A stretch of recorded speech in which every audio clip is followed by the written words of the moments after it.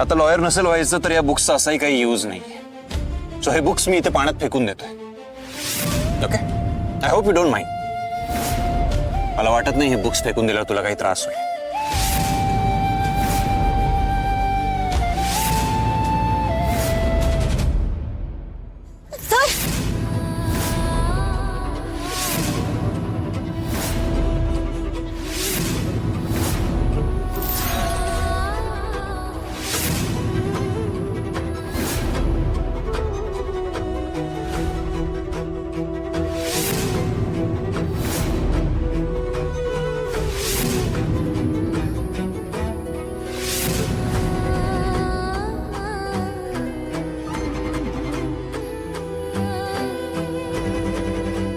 Sir मला करायचा आहे अभ्यास.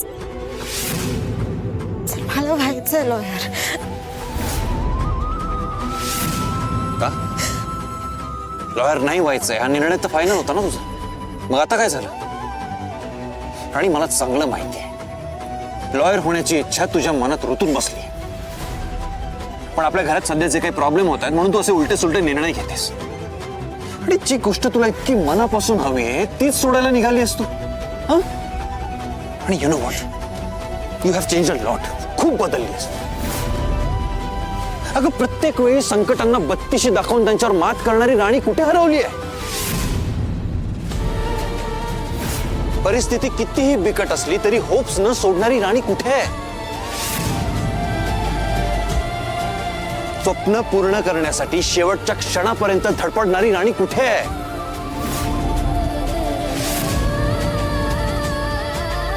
लॉयर व्हायचंय तुला, हे असे सगळे प्रॉब्लेम्स येणार आहेत म्हणून काय आपण मागे हटायचं? हे काय, मी ज्या राणीला ओळखतो ना ती राणी अशी हार मानणाऱ्यातली नाहीये. आणि उघड्या डोळ्यांनी पाहिलेली स्वप्न पूर्ण करायला ना खूप मेहनत करावी लागते. आणि ती मेहनत जेव्हा आपण प्रामाणिकपणे करत असतो तेव्हा हे असे प्रॉब्लेम्स येणं स्वाभाविक आहे. नाही काय, मी ज्या राणीला ओळखतो ना ती अशी मागे हटणाऱ्यातली नाहीये. हे बघ राणी, नो मॅटर व्हॉट, तुला ही लढाई लढायचीच आहे. आणि ही लढाई तुझ्या एकटीची नाहीये. या लढाईत मी सुद्धा तुझ्या सोबत आहे. हे कधीच विसरू नकोस.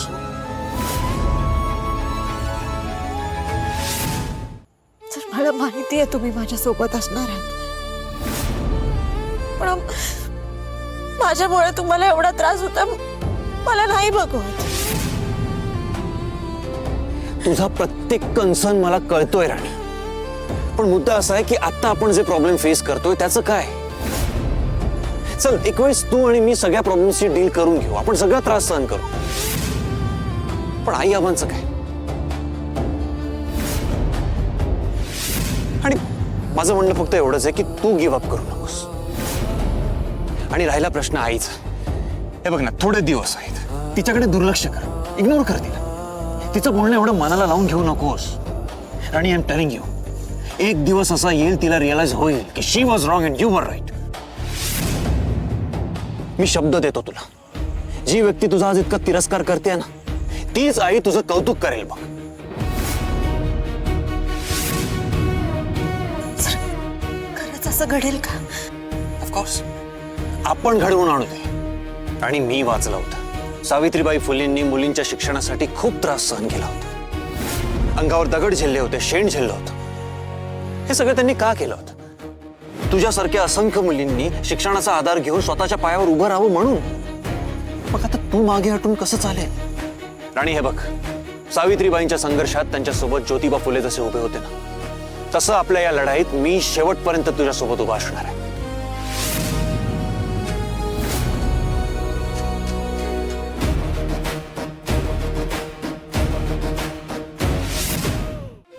राणी प्लीज मला प्रॉमिस कर की तू कधीच मागे हटणार नाहीस.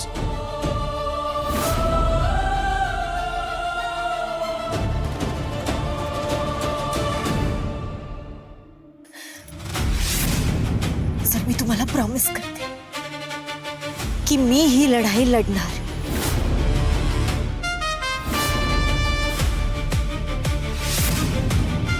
मी लॉयर होऊन दाखवणार सर.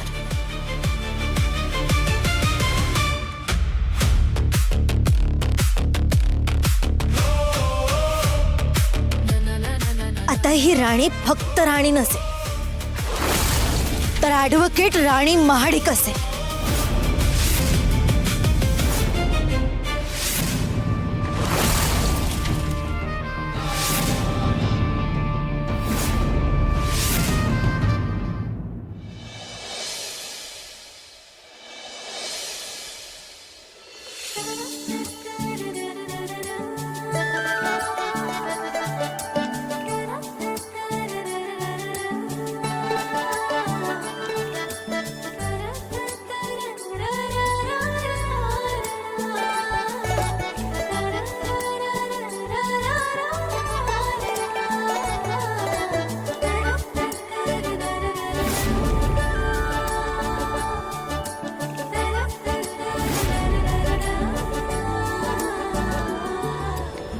काल रात्रभर अभ्यास केला तरी आज कसलाच आळस आला नाही. दमल्यासारखं वाटत नाही. कमालच झाली.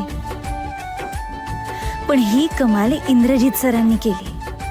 त्यांनी माझं डोळं उघडलं म्हणून बरं झालं, नाहीतर मी माझं स्वप्न विसरून जायला तयार झाले होते.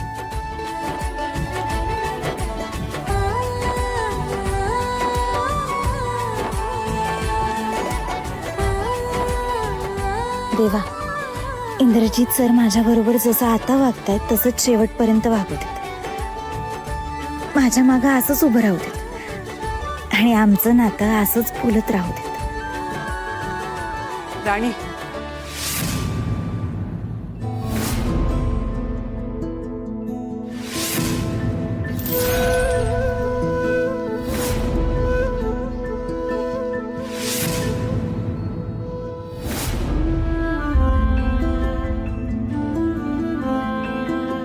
राणी, तुझ्या आणि इंद्राच्या मनात आमच्याविषयी राग आहे, पण एकदा माझं म्हणणं ऐकून घेशील का? हे बघ, आम्ही तुमच्या बाबतीत जे वागलोय, विक्रांत जे वागलाय ते चुकीचंच होतं. पण आता त्या चुकीची मी कुठल्या तोंडाने माफी मागू असं झालंय अगं. पण मी खरं सांगते राणी, मला, अजितला, विक्रांत, उर्मिला, आम्हाला सगळ्यांना आमच्या चुकाची उपरती झाली आहे ग. आम्हाला आमची चूक सुधारण्यासाठी एक संधी हवी आहे. आपण तुम्ही सांगा, मी काय करू या सगळ्यात? अगं, तूच करू शकतेस राणी. अगं, ती तूच व्यक्ती आहेस जी आपल्या ह्या दोन्ही कुटुंबांना एकत्र आणू शकते. पण मी कसं काय करणार आहे राणी? अगं, तुझ्या मार्फतच तर आम्ही आबांशी, इंद्राशी आमच्या मनातलं बोलू शकतो. राणी, प्लीज नाही म्हणू नकोस का? तुझं नाही म्हटलीस ना तर माझ्या चुकांचं ओझं आयुष्यभर माझ्या मनामध्ये घर करून राहील ग.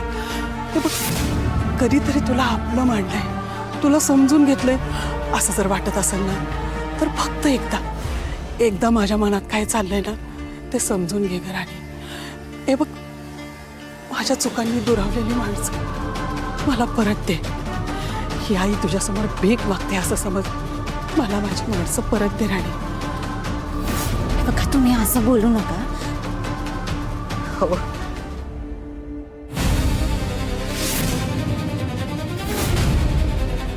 I will call you back.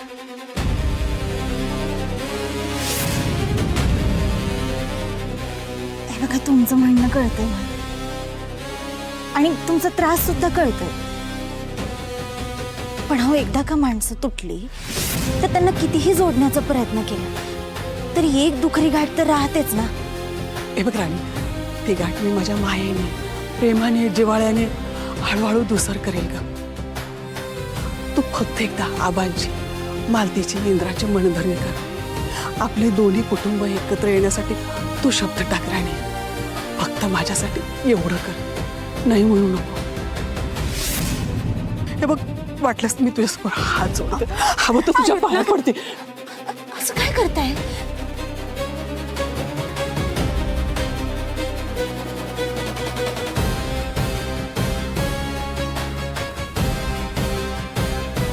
नक्की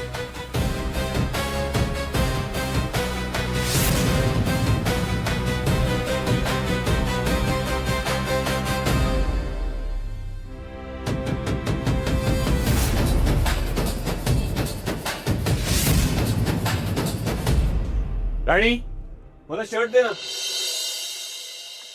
खुद मी देते. इंद्रा, हे बघ तुझ्यासाठी शर्ट काढून ठेवलाय, तू हाच घाल.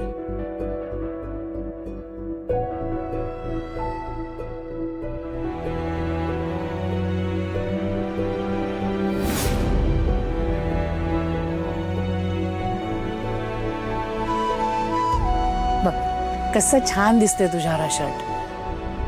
नाही तर परवा तो इंटरव्ह्यूला जाताना घातलेला असं वाटत होतं ना की कोणाचं तरी उचलून तुला दिलाय की काय. सरप्राईज. उद्या जाताना हा शर्ट घालून जा, मी शिवलाय तुमच्यासाठी.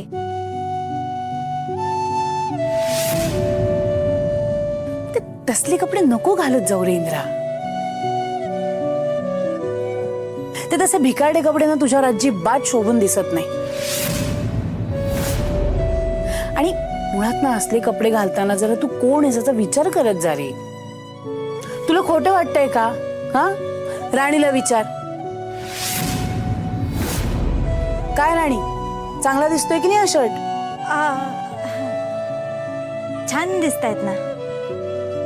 दिसणारच, महागातला शर्ट आहे. आणि तसंही हिला कुठे समज आहे त्या महागातल्या कपड्यांची. हिचं आयुष्य गेलं तर चाळीत, तिथे ना धड खायला आई, आणा मी काय प्यायला. म्हणतो बाबा कुठे आहेत? दिसत नाहीयेत तिथे. ते बाहेर गेलेत. अच्छा. ग्रोसरी हवी होती ना काहीतरी, मला दे ना लिस्ट, मी घेऊन येतो. हो, मी विसरलेच. सर तुम्ही राहू द्या ना, मी घेऊन येईन सामान. बोलल्या सतत पुढे पुढे करायचं असतं ना तुला. तो म्हणतोय ना मी आणतो, मग तुला बाहेर जायची काही गरज नाहीये. मी जाते आणायला. हे दरिद्रा,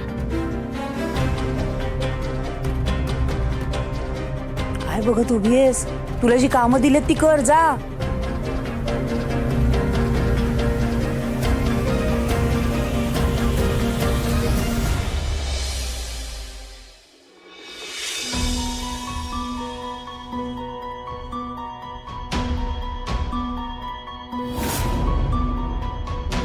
आपले दोन्ही कुटुंब एकत्र येण्यासाठी तू शब्द टाक राणी.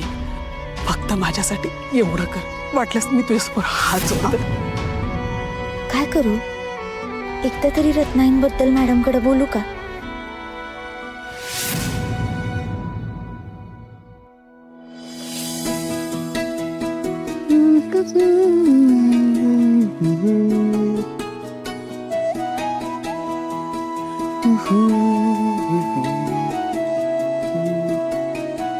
मॅडमचा मूड चांगला दिसतोय. त्यांच्याशी आत्ता बोलले तर चिडणार नाहीत. बोलते.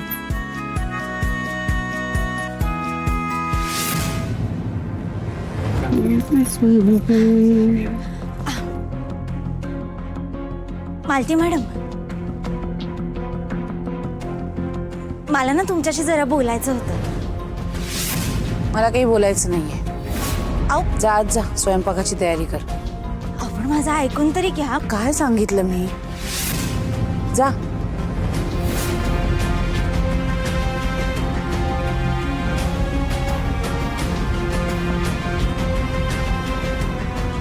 सगळी मूळची वाट लावली. चांगला मूड होता. अरे वा, ही मालती आता एकटीच सापडली. म्हणजे या मालतीमध्ये आणि राणीमध्ये आग लावायची चांगली संधी.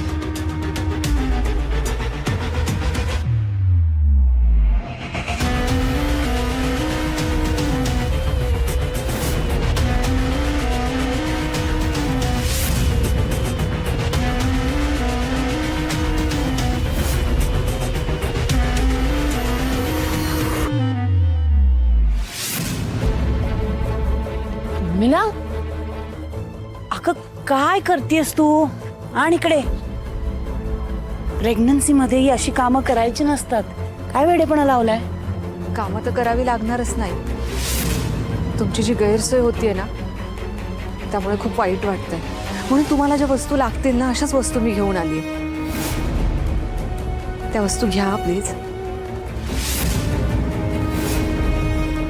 तुमच्याच वस्तू आहेत आई. मला नकोय. प्लीज मालती आई. मान्य आहे आई, तुम्हाला आमचा राग आलाय आणि तो येणं स्वाभाविकच आहे. पण जे काही चाललंय, तुमची जी काही गैरसोय होतीये ना, ती खरंच जेन्युइनली नाही बघवते आम्हाला. म्हणूनच ह्या वस्तू तुमच्यासाठी आणल्यात. प्लीज आई, घ्या ना त्या वस्तू. नाही म्हणू नका. ठीक आहे. थँक्यू.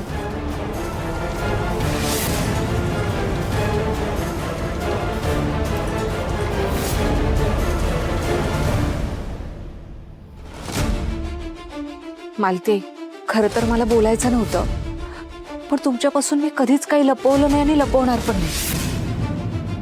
तुम्हाला एक गोष्ट दाखवायची होती. कोणती गोष्ट? दाखवते, पण उगाच तुम्हाला असं नको वाटायला की मी आगीत तेल ओततेय, तुमच्यामध्ये भांडणं लावतेय. मी जेव्हा ते पाहिलं ना, त्या क्षणाला मला असं वाटलं की तुम्हाला अलर्ट करावं. म्हणजे? एक मिनिट दाखवते. हे बघा.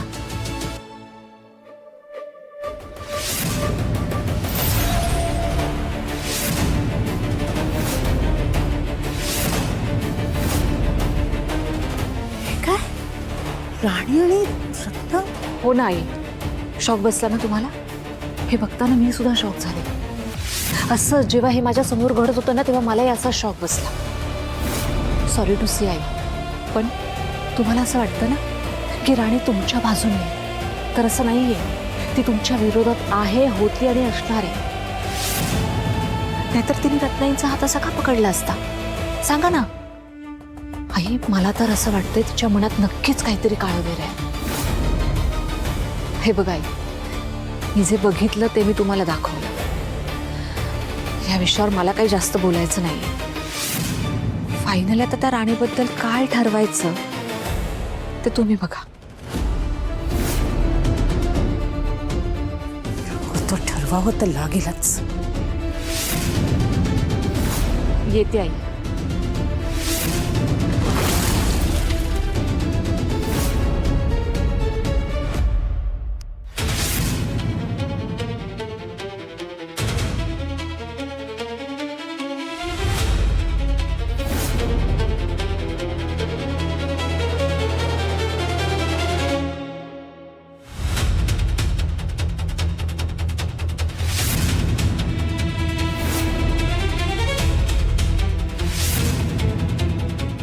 काय झालं मालती मॅडम? काय पाहिजे तुम्हाला?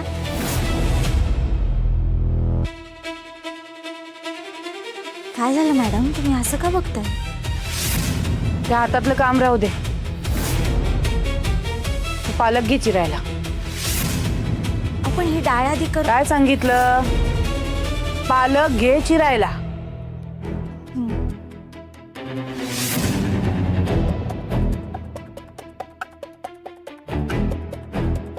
आधी निवडून घेते है ना. निवडायला सांगितलंय, चिरायला सांगितलंय ना.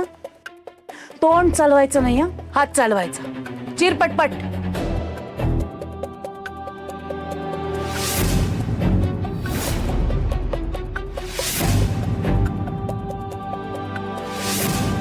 ती तुमच्या विरोधात आहे, होती आणि असणार आहे.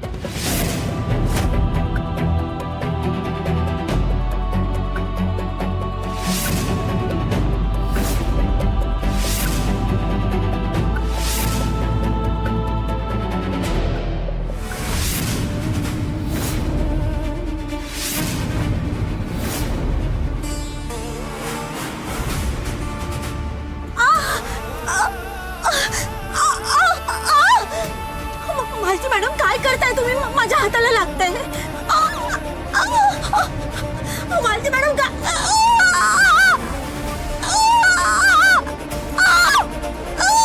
ओरड, आणखी ओरड. आज मी तुला सोडणार नाही. त्या हाताने त्या रत्नाचा हात धरला होतास ना, आज तोच हात मी वेगळा करते का नाही बघ. आमच्या मागे त्यांच्याशी गोडगोड बोलतेस. ही पुढे हिंमत कशी झाली ग तुझी? ही कशी ग तू निलाजरी? मालती मॅडम, माझं काहीच नाहीये. तुम्ही माझं म्हणणं तर ऐकून घ्या. काय ऐकायचं तुझं? इतकं सगळं होऊन सुद्धा तुझी जीभ कशी ग वळते? बोल ना.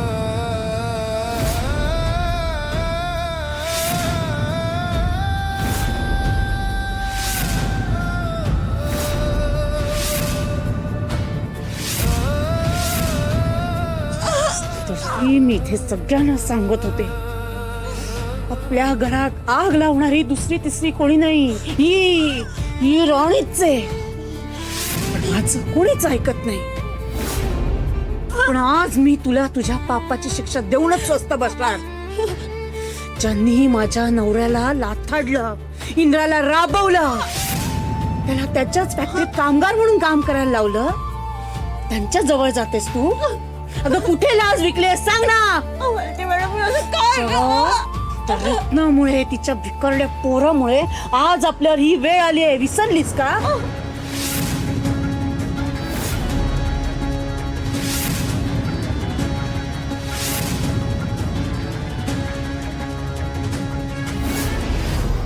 असं तर नाही ना, तू आमच्यात राहून त्यांच्याच बाजूनी आहेस?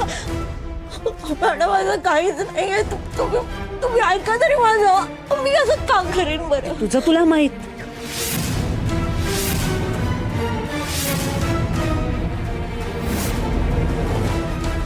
पण आता मी तुला सोडणार नाही. तुझा खरा चेहरा मला चांगलाच माहिती आहे आणि लवकरच मी तो इंद्राणी यांच्या समोर आणणार आहे.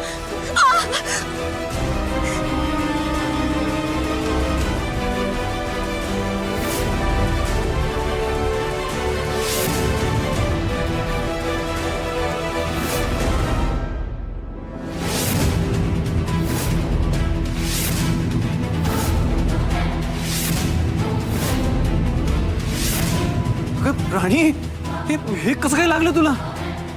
तू या आधी बस बस बस सावकाश बस इकडे. इंद्र तुला पटकन हळद घेऊन ये, मी पाणी साफ करत होता.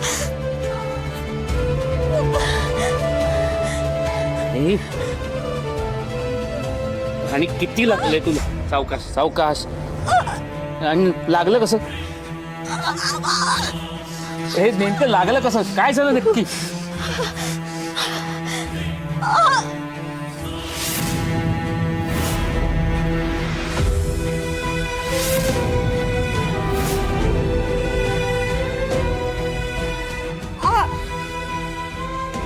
थोडं सहन कर, होईल ते बरं लगेच.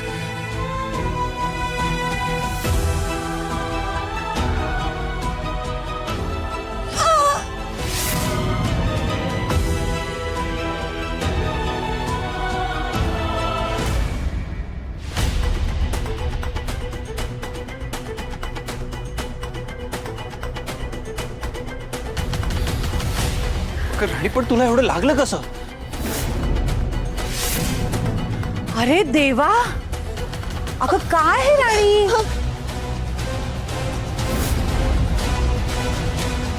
केवढी मोठी जखम झालीये. कुठे का लक्ष असतं तुझं? एक काम नीट धड जमत नाही ना तुला? बघून करायला काय होतं? आणि बोल ना, कसं लागलं तुला हे? हा,